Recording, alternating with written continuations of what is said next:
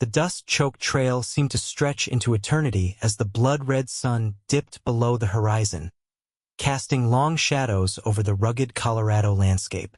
It was there, amidst the desolation, that Violet Dawson fell to her knees, one hand clutching her swollen belly, the other digging into the parched earth as pain ripped through her body.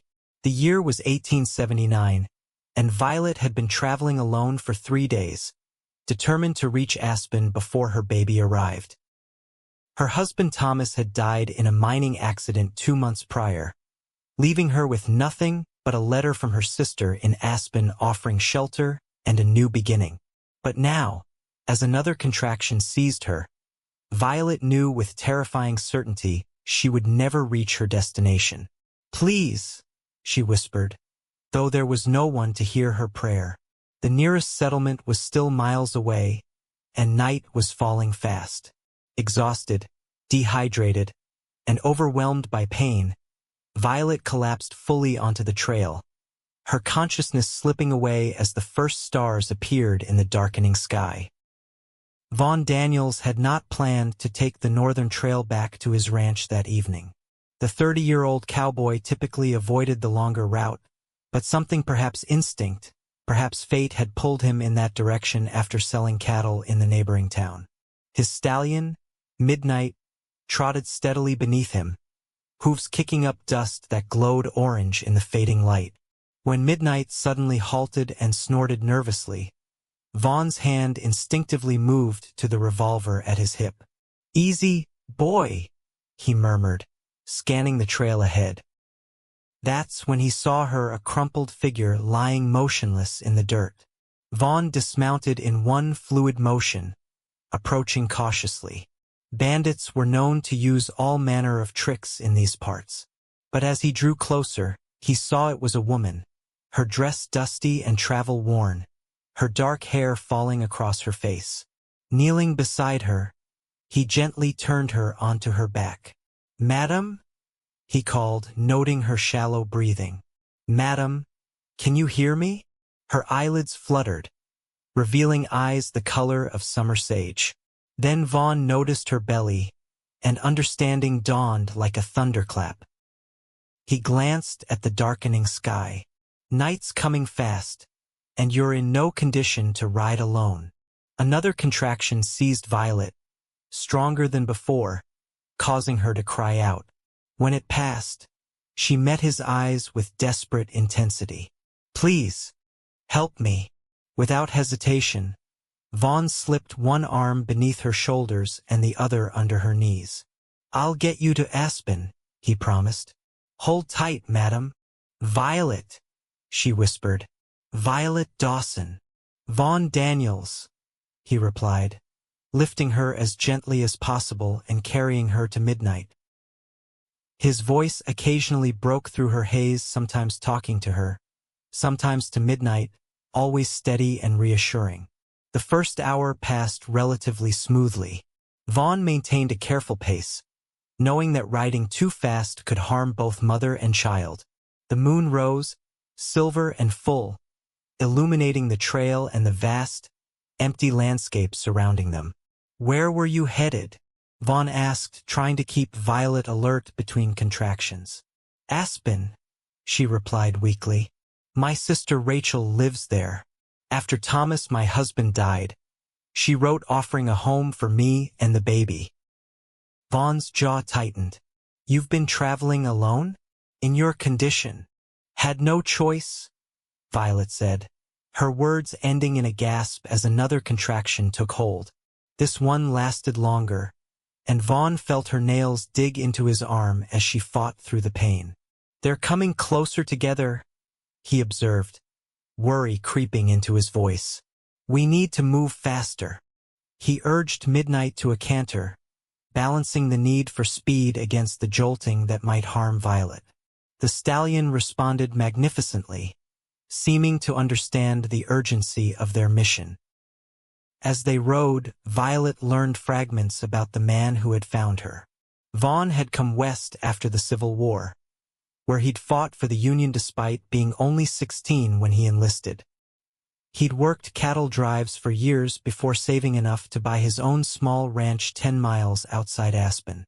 "No wife waiting at home?"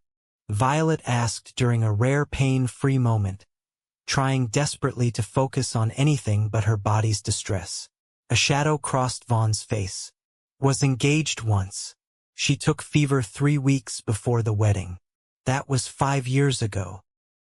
"I'm sorry," Violet whispered, understanding all too well the hollow ache of loss. Vaughn nodded once, then changed the subject. "What will you do in Aspen?" "Rachel says I can help in her dress shop. I've always been good with a needle." Violet's words cut off abruptly as she clutched her belly. "This one's worse," she gasped. Vaughn felt a dampness seeping into his trousers where Violet sat across him. "Your water's broken," he said, alarm sharpening his voice. "We need to find shelter. The baby might not wait for Aspen." Violet shook her head frantically. "No, please. We have to keep going. My sister's the only family I have left." "There's an old line shack about 5 miles ahead," Vaughn decided. "We'll stop there, see how things stand." The next hour was agony for Violet. The contractions intensified and came closer together, each one drawing a strangled cry from her lips despite her attempts to remain stoic. Vaughn held her tighter, his heart pounding with fear that he might lose both her and the child before reaching help. When they finally reached the line shack, a crude, one-room structure used by cowboys during long cattle drives, Vaughn was torn between relief and deeper worry. Violet's face had gone ashen, her breathing shallow between contractions. "Just a short rest," he promised, carefully dismounting with her still in his arms. He kicked the door open, relieved to find the shack empty if dusty. Inside was sparse: a rough bunk, a table with one chair, and a small iron stove. Vaughn laid Violet on the bunk and quickly started a fire in the stove using the meager supply of wood stacked beside it. He filled a pot with water from his canteen and set it to heat. "I'll check on midnight, then be right back," he assured Violet, who nodded weakly. Outside, Vaughn unsaddled his horse and rubbed him down quickly, murmuring thanks for the stallion's endurance. When he returned inside, he found Violet half-sitting, her face contorted in pain. "It's coming," she gasped. "The baby's coming now." Panic flashed across Vaughn's face. He had helped birth countless calves and foals, but never a human child. Still, there was no choice. They were miles from help, and Violet clearly couldn't continue riding. "All right," he said, rolling up his sleeves. "We'll do this together." The next 2 hours were a blur of activity. Vaughn boiled water and tore his spare shirt into clean strips. He placed his bedroll under Violet to cushion her from the hard bunk and helped her position herself as best he could recall from the few human births he'd witnessed from afar. Violet fought with remarkable courage, gripping Vaughn's hand so tightly he thought his bones might crack. Between contractions, he wiped her brow with a damp cloth and offered sips of water. "Tell me about your sister," he encouraged when exhaustion threatened to overwhelm her. "What's she like?" Between gasping breaths, Violet spoke of Rachel, 3 years older, fiercely independent, widowed during the war but rebuilt her life as a successful dressmaker. "She's strong," Violet managed. "Strongest woman I know." "You're pretty strong yourself," Vaughn replied, genuine admiration in his voice. Another contraction seized Violet, more powerful than any before. "I need to push," she cried, her body arching. Vaughn positioned himself at the foot of the bunk. "Then push, Violet. Your baby's ready to meet you." What followed tested the limits of both their endurance. Violet pushed with everything she had, tears streaming down her face, while Vaughn coached and encouraged her with a steadiness he didn't truly feel. Just when it seemed her strength would fail, a lusty cry filled the shack as a tiny, red-faced infant emerged into Vaughn's waiting hands. "A boy," he announced, his voice thick with emotion. "You have a son, Violet." Using the cleanest strips of cloth, Vaughn wrapped the squalling infant and carefully cut the cord with his sterilized knife. He placed the child in Violet's trembling arms, watching as her exhausted face transformed with a love so powerful it took his breath away. "Hello, little one," she whispered, tears flowing freely now. "I'm your mama." Vaughn turned away, suddenly overwhelmed by the intimacy of the moment. He busied himself tending the fire and preparing more clean water, allowing Violet privacy as she marveled over her newborn. The remaining journey to Aspen was slower, Vaughn taking extra care with his precious cargo. The eastern sky was just beginning to lighten when the first buildings of the bustling mining town came into view. "Which house is your sister's?" Vaughn asked as they entered the outskirts. "Above the dress shop on Pine Street," Violet replied, her voice stronger now though exhaustion still lined her face. They found the shop easily enough. Rachel's Finery. Read the sign above a neat storefront. Vaughn dismounted and helped Violet down, still cradling her son, then knocked firmly on the door despite the early hour. A moment later, a woman appeared, hair hastily pinned up, clearly roused from sleep. Her resemblance to Violet was striking, though her features were sharper, her eyes more wary. "Violet?" she gasped, then noticed the bundle in her sister's arms. Her gaze shifted to Vaughn, standing protectively beside them. "What happened?" "This man saved our lives," Violet said simply. "He found me collapsed on the trail and brought us here." Rachel's eyes widened. "Come in quickly." She ushered them inside and up the stairs to the living quarters above the shop. "The doctor lives 3 doors down. I'll fetch him." While Rachel was gone, Vaughn helped settle Violet and the baby in Rachel's bed. He stood awkwardly by the door, hat in hands, suddenly aware of his dust-covered clothes and unshaven face. "I should go," he said quietly. "Now that you're safe with family." Violet's eyes flashed with alarm. "Please stay, at least until the doctor comes." Vaughn hesitated, then nodded. "As you wish." The doctor arrived promptly, a kindly older man who examined both mother and child with gentle efficiency. "You're lucky," he told Violet. "Despite the circumstances, both you and your son appear healthy, but you need rest, plenty of it." He turned to Vaughn, sizing him up with a practiced eye. "You delivered the child?" "Had no choice, sir." "You did well," the doctor said, patting Vaughn's shoulder.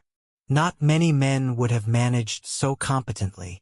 After the doctor left, Rachel prepared breakfast, casting curious glances between her sister and the taciturn cowboy who sat at her table. "My foreman will be wondering what became of me." "Of course," Rachel said, already clearing the dishes. "But you're welcome here any time, Mr. Daniels. Our door is always open to you." Vaughn nodded his thanks, then crossed to where Violet sat. "Have you decided on a name for him?" he asked, gazing down at the sleeping infant. Violet smiled. "Thomas Vaughn Dawson," she said, "after his father and the man who brought him safely into this world." Emotion tightened Vaughn's throat. "I hope I'm not interrupting," he said, stepping inside when she gestured him in. "Not at all. Thomas just fell asleep." She laid the baby in his cradle, then turned to find Vaughn watching her with an intensity that made her pulse quicken. "Is everything all right?" "I've been thinking," he began, then faltered. After a deep breath, he continued. "That night on the trail finding you, helping bring Thomas into the world, it changed something in me, Violet." She sat down slowly, her eyes never leaving his face. "It changed me too." Vaughn moved to kneel before her, taking her hands in his. "I know it's soon. Too soon, maybe. But I can't stop thinking about you, both of you. My ranch has never felt so empty as it does when I ride home after seeing you." Tears welled in Violet's eyes. "Vaughn, "Let me finish, please," he said gently. "I'm not asking for promises now. I'm asking if you might consider allowing me to court you properly. To see if what I'm feeling, what I hope you might be feeling too, could grow into something lasting." Violet was silent for a long moment, tears spilling onto her cheeks. "When Thomas died, I thought that part of my life was over." One crisp autumn evening, as golden light bathed the mountains surrounding Aspen, Vaughn took Violet on a ride to his ranch. Thomas remained with Rachel, who had shooed them away with instructions not to return until after sunset. "It's beautiful," Violet said as they crested a rise overlooking the ranch buildings nestled in a protected valley. Cattle grazed on the surrounding slopes, and a small vegetable garden flourished beside the house. Vaughn helped her down from the buggy. "I want to show you something." He led her to the house, which Violet had visited before but not recently. Dropping to one knee, Vaughn looked up at Violet with all the love in his soul shining in his eyes. "Violet Dawson, would you do me the great honor of becoming my wife? Let me be a father to Thomas, and perhaps, God willing, more children in the years to come." Tears of joy spilled down Violet's cheeks as she nodded, unable to speak for a moment. Finally, she found her voice. "Yes," she whispered. "With all my heart, yes." They were married 2 weeks later in Aspen's small church, with Rachel standing proudly beside her sister and Thomas dressed in a christening gown Rachel had sewn for the occasion. The entire town turned out for the celebration afterward, raising glasses to the cowboy, the woman he had rescued, and the baby born under extraordinary circumstances. That night, after the celebrations had ended and they were alone in their ranch house, Violet stood by the window gazing out at the starlit landscape. Vaughn came to stand behind her, wrapping his arms around her waist. "Happy?" he asked, pressing a kiss to her temple. "More than I ever thought possible again," she replied, leaning back against his solid strength. "I've been thinking," Vaughn said, turning her in his arms, "about that night on the trail. What made me take that route home when I never do?" Violet smiled up at him. "Providence? Fate? Maybe," he agreed. "Or maybe some things are just meant to be, no matter how unlikely the path that leads to them." As winter settled over the Colorado mountains, the Daniels Ranch became known as one of the warmest homes in the territory. Vaughn's cattle operation thrived under his careful management, while Violet established a small business sewing for local families, her skills rivaling those of her sister. Little Thomas grew strong and healthy, taking his first steps in the ranch house kitchen, while both parents watched with tearful pride. By the following spring, when wildflowers carpeted the valley and newborn calves dotted the pastures, another joyous announcement came: Violet was expecting their second child. The news filled their home with even greater happiness, Vaughn hovering protectively while Thomas patted his mother's still flat stomach with wondering hands. "No traveling alone this time," Vaughn teased, though there was a hint of genuine concern behind his smile. "No need," Violet replied, taking his hand. "Everything I could ever want is right here." On a warm summer evening, as they sat on the porch watching Thomas chase fireflies in the yard, Violet leaned her head against Vaughn's shoulder. "Do you ever think about how different our lives would be if you hadn't found me that night?" Vaughn was silent for a long moment, his arm tightening around her. "I try not to," he admitted. "The thought of you alone out there." He shook his head. "But then I wouldn't have you or Thomas or this little one coming." His hand rested gently on her growing belly. "Sometimes the darkest moments lead us to the brightest days." Violet turned her face up to his. "I never believed in second chances until you. You didn't just save my life that night, you gave me a new one." Their lips met in a tender kiss as the first stars appeared above the mountains. Thomas ran back to them, laughing and breathless, and Vaughn scooped him up with one arm while keeping the other around Violet. In that moment, beneath the vast Colorado sky, The unlikely family created from a desperate night on a dusty trail knew a happiness that transcended all the hardships they had endured to find each other.